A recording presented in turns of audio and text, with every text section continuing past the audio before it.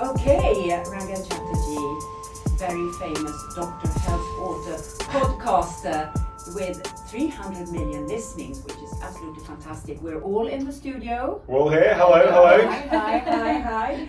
You have had a busy morning. I have, but it's always good to be here in Stockholm. Yeah. It's always great. So you, I think this is the third time we have the privilege of having you, Rangan. And you have had a phenomenal success, both globally but also in Sweden with your health books.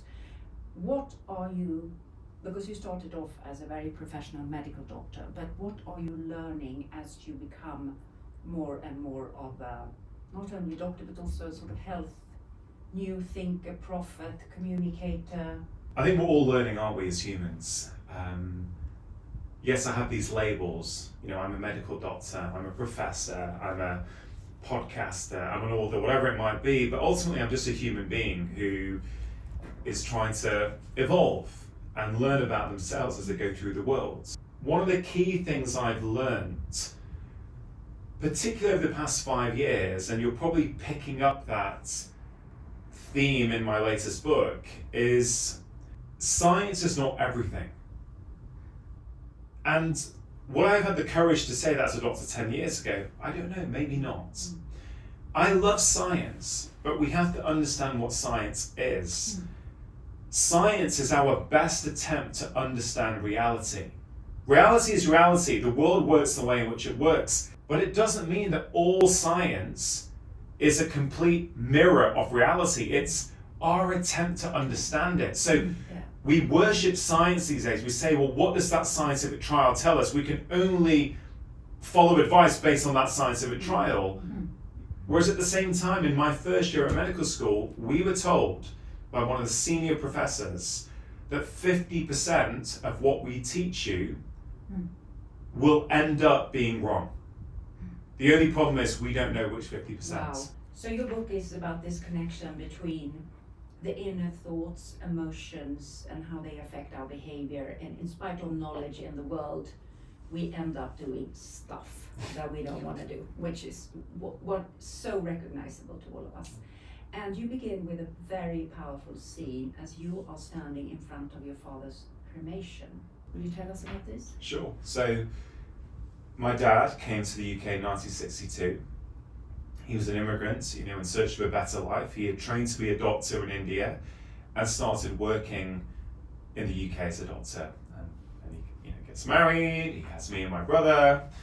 And what ended up happening in Dad's life is that in order to do what he felt he needed to do, which was support his entire family back home in India and give me and my brother the very best start in life that he could, my dad quite literally worked himself to death.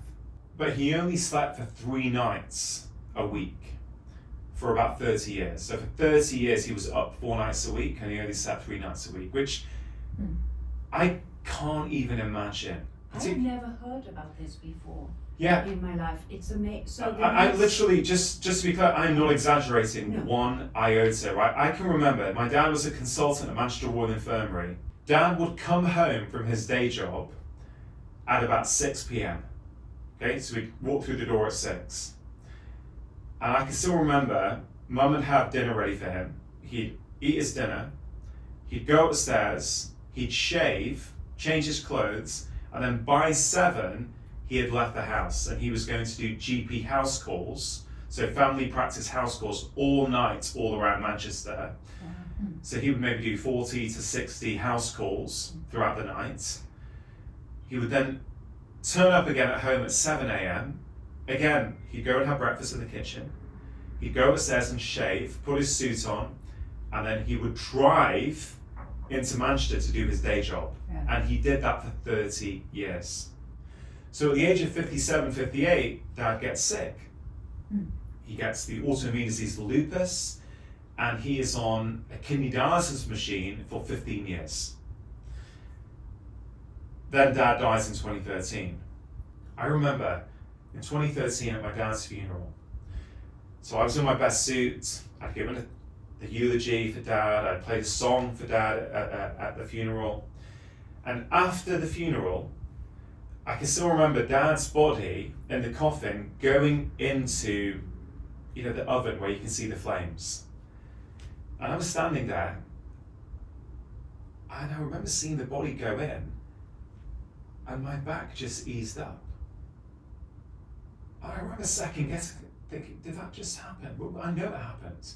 I wasn't thinking about my back. I wasn't expecting anything to happen. I just suddenly thought, oh, my back just feels, the tension's gone. And I've processed it since then. I write about it in the book, but I know what that was. A huge part of my backache was the pressure and tension I was carrying, being the medical son, being the one in the family whose job it was to make sure Dad was properly looked after for 15 years. That weight that I was going to say was put on me, but frankly I don't think it was. I think I put it on myself. That weight, it only left me when I saw my dad's body being burnt, the dad who I love dearly. Mm-hmm.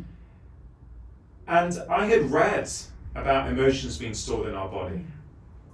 I never really got it until my dad's funeral.